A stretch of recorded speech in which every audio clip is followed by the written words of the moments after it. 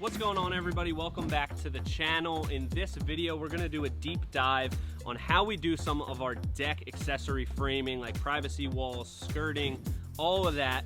And this is a little sneak preview of our backyard giveaway. We announced it a couple months back. We finally picked somebody, and this whole backyard is gonna be transformed for a very deserving person. That full video is going to be a start to finish that's gonna come out in 2 weeks, so stay tuned for that. Right now, we're just gonna focus on some of the deck details and just give you a little sneak peek of what this project entails. So make sure you hit subscribe, stay tuned. We're gonna start with our skirting detail. That's something that we always do on all of our projects, trim down with deck boards all the way down to the ground. One thing that's very important is you wanna figure out your stair rise so that the front of the deck is all level. We don't wanna go with the existing grade. We're gonna manipulate that a little bit. So we have 7 risers at 7.5 inches. That's 52.5 inches total.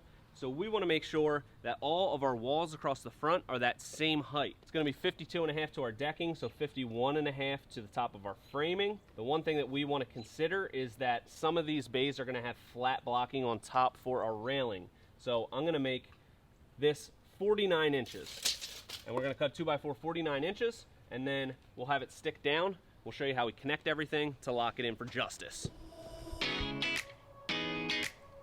We've got 28 feet across the front of our deck. We are going to do our vertical battens here at 2 foot on center. So that will be 20, 14, 15, should be 16 because we have kind of jut back. So add an extra one. So I need to cut 16 of these. I've got this marked out at 49 inches. So we're gonna get 3 out of each piece.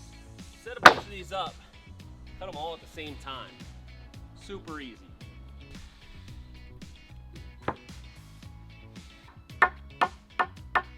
So we've got the ends lined up. I've got my first one marked here.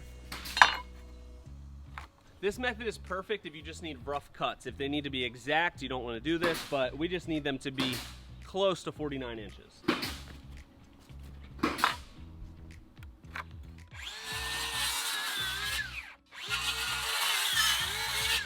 So I've got my top pieces cut at 49.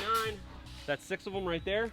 And you can see what it's done is it's put a kerf in the piece below it. So they're already marked. I can just finish cutting through those, and I have 15 pieces cut super quick.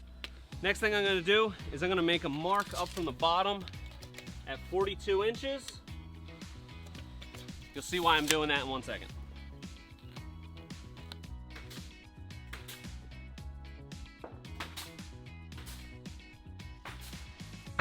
So we're gonna have a 6x6 in this corner for our privacy wall, which goes along this side of the deck. So I can skip that bay. I can start right here. Like I said, we're gonna do them 2 foot on center. We have our joist 12 inches on center, so it's just gonna be every other joist, and we're gonna line it up right beside it. It's really nice to put it on the side of a joist because it also helps with leveling it. And we've got our red mark at 42. That's gonna leave us about 2 inches down from the top, so we have room in all of these bays for flat blocking. Oh,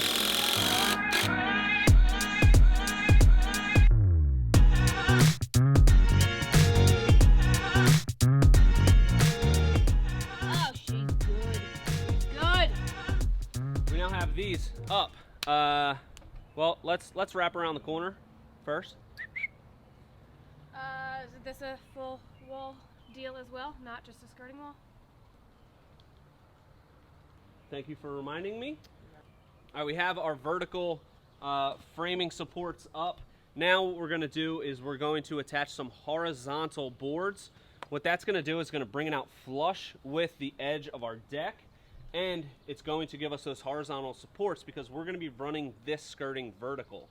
A lot of times we are running horizontal boards, so with that, you just want to double up this piece behind, and that's gonna bring this out flush with the front of your frame. We usually throw a backer support behind it to keep it stiff, but that is gonna give you the ability to run it horizontal. We wanna run it vertical, so we're gonna run some horizontals on top so that it catches our deck boards all around this.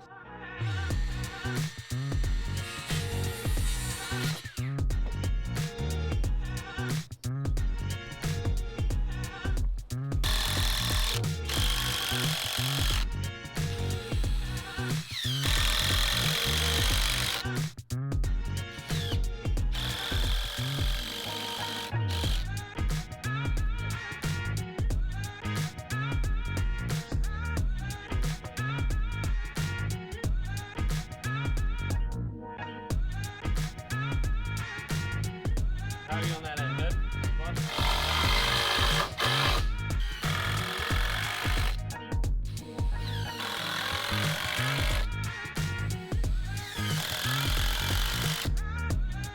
God, this thing is freaking... Feel this thing. Solid. Cool. This is now all tied together as one unit. We'll tie a piece back to this 6x and just make sure that it's locked in for justice and ain't gonna go nowhere. It's not going to go anywhere. Will not be leaving us.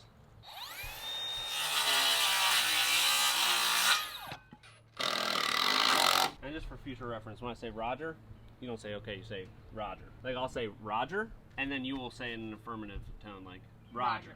You want to try it again? Just screw this to this piece. Roger? Roger. You're like a deck orthodontist right now. We're just bracing it. All right, send it. Send it again. That is how we do our framing for the skirting, especially here on a vertical trim application. So our deck boards are going to run down flush with here.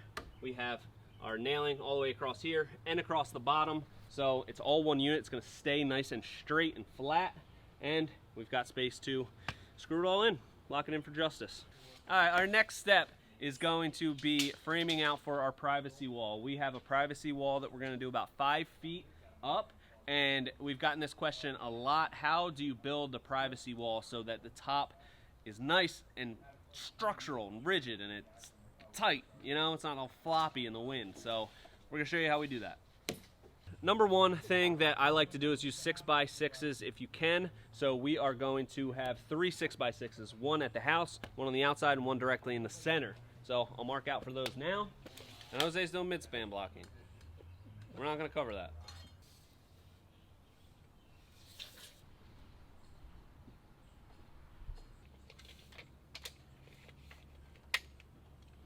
We've got our locations for our 3 6x6s. We are going to cut those, and what we are going to do is have them go down through the framing and connect to our vertical bracing that is for our fascia soffit walls, fascia skirting walls.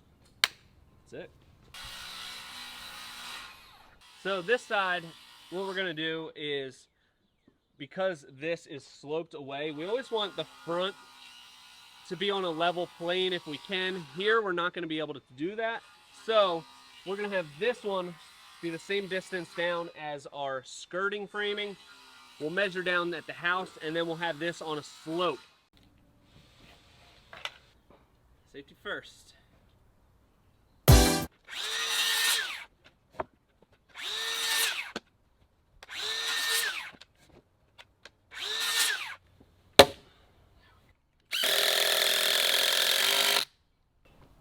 It's not that heavy, for me at least.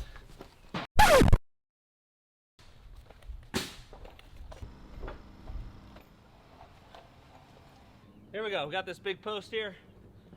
It's pretty big, pretty heavy, hard to set with one person, and it's just watching this.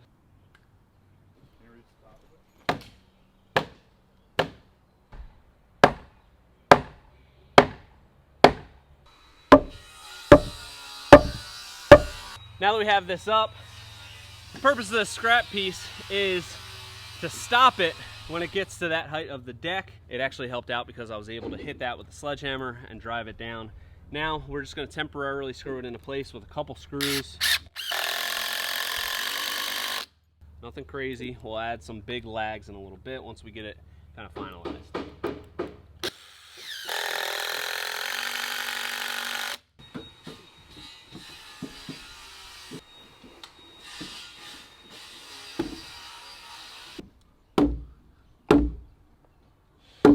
Looking good.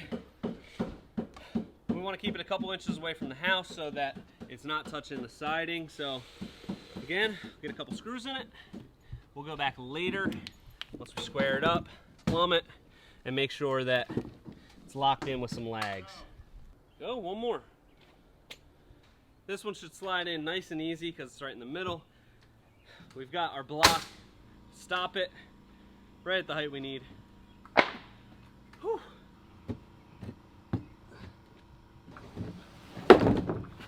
This one I'm gonna lag in right away. Hey, can I get a hand real quick? God, you're so freaking strong.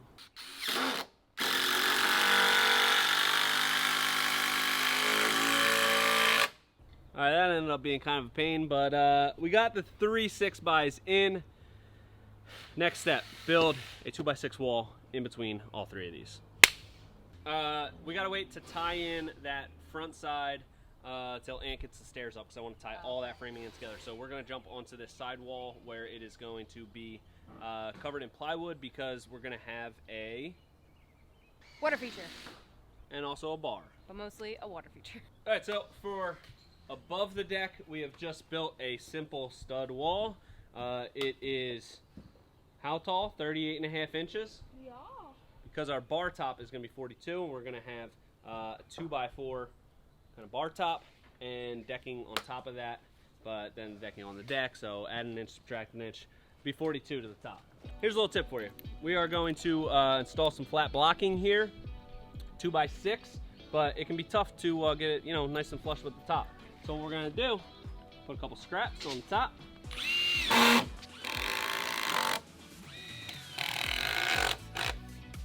Go ahead, line it up with the end. Go. And now we have it nice and flush with the top. Easy peasy. Hey, you like that one? I know. That wasn't just a regular tip. It was like, that was like a frosted tip.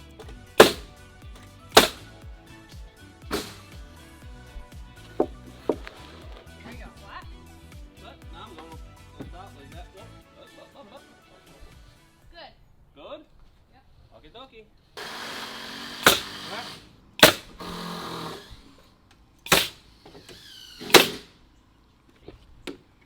Woo! So we got the bar framed up. Now we're gonna go with our vertical framing members below the deck, and then we can throw up some sheathing. Roger? Yeah. I'm just thinking about plumbing. We went over this. Roger? Well, it wasn't Roger yet, because I still had a question, but I don't anymore, so Roger. Next step's gonna be sheathe this bad boy. So we have our wall up top, we have our legs coming down, and you can see from the side here, we have one extending up behind our rim. This one is cut flush with it, so that it just tucks behind and it brings it out flush. Kathy, you want to explain what you're doing? I am screwing in a bottom plate so these legs have something to attach to, so they're not just all wobbly down here. They are structural. Turning these individual vertical framing members into one unit, just like our team, so they can all act together. And I hope they're having fun. Send it! Now once we get the plywood on here, that's going to tie both of these together. It's definitely going to be locked in for justice. Come up, Annie. Shoot it!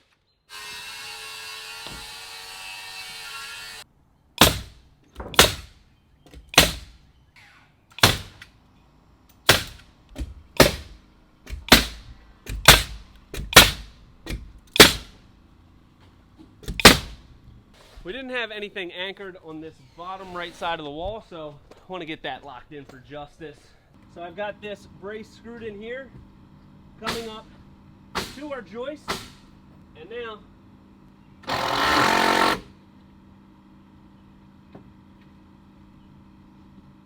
we're locked in for justice. We've got the bar wall finished up. You can see Jose is working on finishing up our privacy wall.